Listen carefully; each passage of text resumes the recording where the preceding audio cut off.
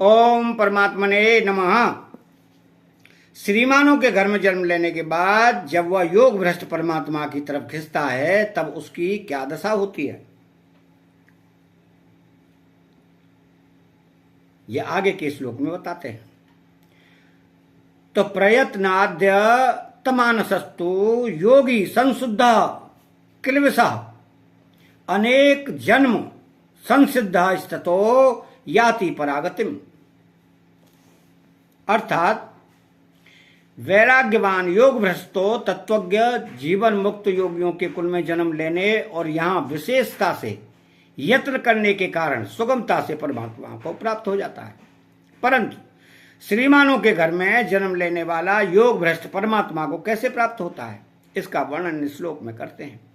तो इस पद का तात्पर्य है कि योग का जिज्ञासु भी जब वेदों में कहे हुए सकाम कर्मों का अतिक्रमण कर जाता है, उनसे ऊंचा उठ जाता है, तब जो योग में लगा हुआ है और तत्परता से यत्न करता है वह वेदों से ऊंचा उठ जाए और परम गति को प्राप्त हो जाए। इसमें तो संदेह ही क्या है। योगी तो जो परमात्मा तत्व को समता को चाहता है और राग द्वेष हर्ष शोक आदि द्वंद्वों में नहीं फंसता, वह योगी है।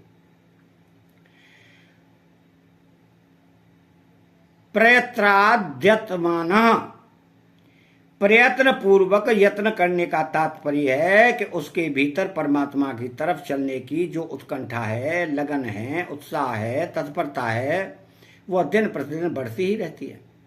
साधन में उसकी निरंतर सजगता रहती है। तो श्रीमानों के घर में जन्म लेने वाला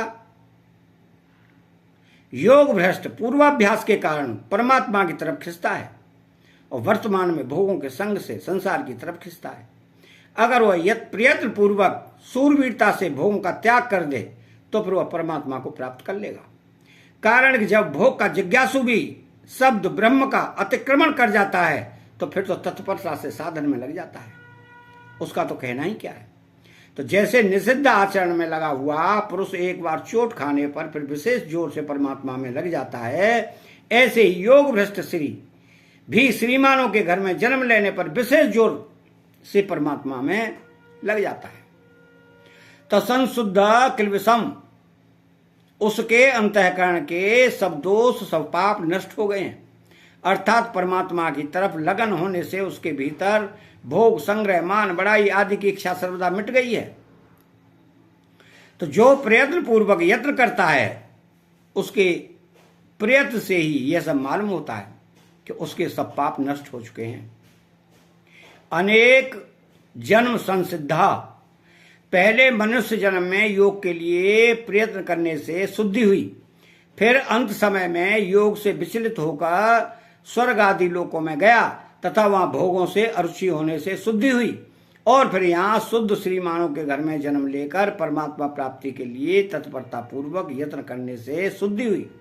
इस प्रकार 3 जन्मों में शुद्ध होना ही अनेक जन्म संसिद्ध होना है।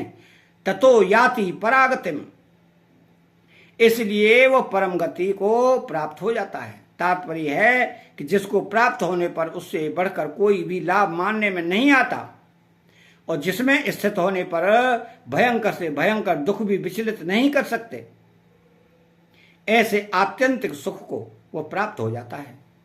अतः चैनल को सब्सक्राइब करें, बेल आइकन घंटी को दबाएं और कमेंट बॉक्स में जय श्री कृष्ण लिखें। बोलो जय श्री कृष्ण।